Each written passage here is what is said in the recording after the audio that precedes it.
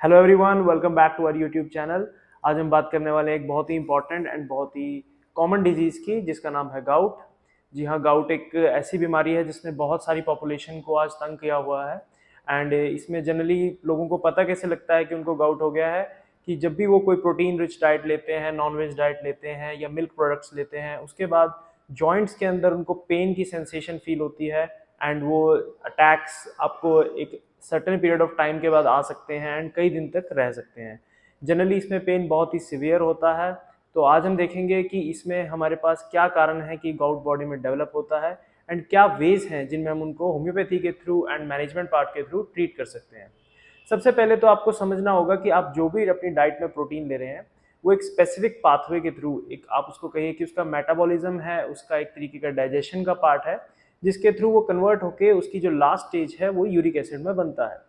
Uric acid तक बनने के लिए बीच में उसको एक सब्सटेंस है जिसमें वो कन्वर्ट होता है, उसको बोलते हैं प्यूरिन्स। तो जब भी आप कोई भी प्रोटीन डाइट लेते हैं तो उसका जो एंड प्रोडक्ट है वो यूरिक एसिड में ही कन्वर्ट होता है। एंड जो उसका जो मिडल मेटाबॉलिज्म के अंदर जो एक सब्सटेंस बनता है वो है प्यूरिन। तो जो आपकी बॉडी के अंदर 1/3 ऑफ द प्यूरिन है वो आपका आता है डाइट से, एंड 2/3 बॉडी खुद प्रोड्यूस करती है। तो अब होता क्या है कि अगर किसी भी 3 वजह से आपकी बॉडी के अंदर यूरिक एसिड बढ़ सकता है। तो पहला कारण तो यह है कि आपकी बॉडी में प्यूरिन ही ज़्यादा बन रहा है। प्यूरिन ज़्यादा कब बन सकता है? कुछ स्पेसिफिक डिजीजेज होती हैं, जैसे सोराइसिस हो सकता है, मेटाबॉलिक डिसऑर्डर हो सकते हैं, ग्लाइकोजन स्टोरेज होती है जो आपकी बॉडी में बढ़ गई है। ऐसी कंडीशंस में आपकी बॉडी ज़्यादा प्यूरिन्स प्रोड्यूस कर रही है एंड उससे आपको यूरिक एसिड डेवलप होने के चांसेस होते हैं। सेकेंड चीज़ जो आपके साथ हो सकती है वो यह है कि आपका जो यूरिक एसिड बॉडी में बन रहा है, जो एक्सेस ऑफ यूरिक एसिड है वो बॉडी से नहीं निकल रहा है। जब वो बॉडी से नहीं निकल रहा है तो ब्लड के अंदर इकट्ठा हो जाता है, ब्लड से वो जॉइंट्स में चला जाता है जहाँ पे क्रिस्टल्स बन जाते हैं, वहाँ पे सॉलिड क्रिस्टल्स की फॉर्मेशन हो जाती है एंड वहाँ से आपको फिर पेन, स्वेलिंग और ऐसी सी दिक्कतों का सामना करना पड़ता है, जिसको आप जनरली हम गाउट के सिम्टम्स में कंसिडर करते हैं। तो लेकिन अगर आप देखें कि यहाँ पर उसकी जो एक्सेसिव प्रोडक्शन है उसको रिमूव करने का काम हमारे किडनीज का होता है।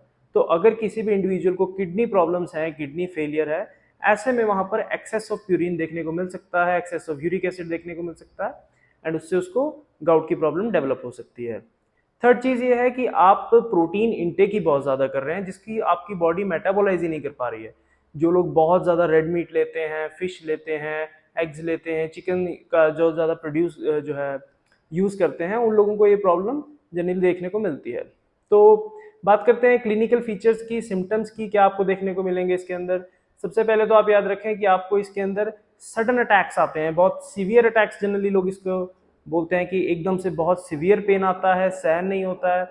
यहाँ तक कि आप ये भी देख सकते हैं कि आपका उसको टच करने से बहुत ज़्यादा बढ़ जाएगा, इवन क्लोथ की सेंसेशन से भी आपको वो पड़ने लगता है।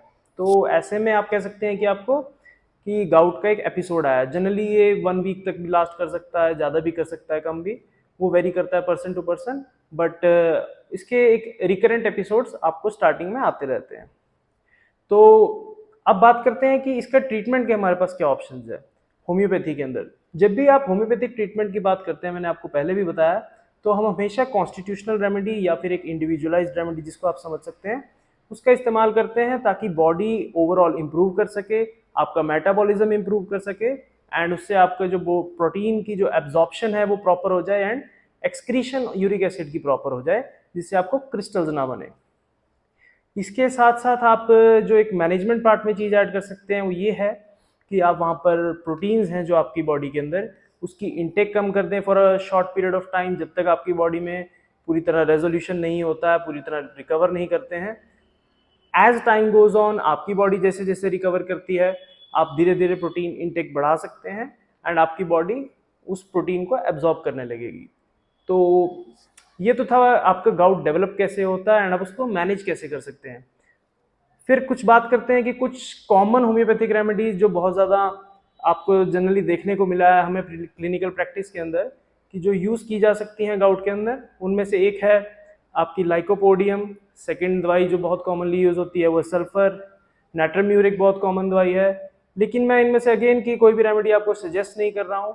इनमें से आपको कोई भी रेमेडी आपको ऐसी विदाउट डॉक्टर प्रिस्क्रिप्शन यूज़ नहीं करनी चाहिए एंड एक डॉक्टर से कंसल्ट करके एक इंडिविजुअलाइज्ड रेमेडी लेकर उसके बाद ही आप उसका यूज़ करें।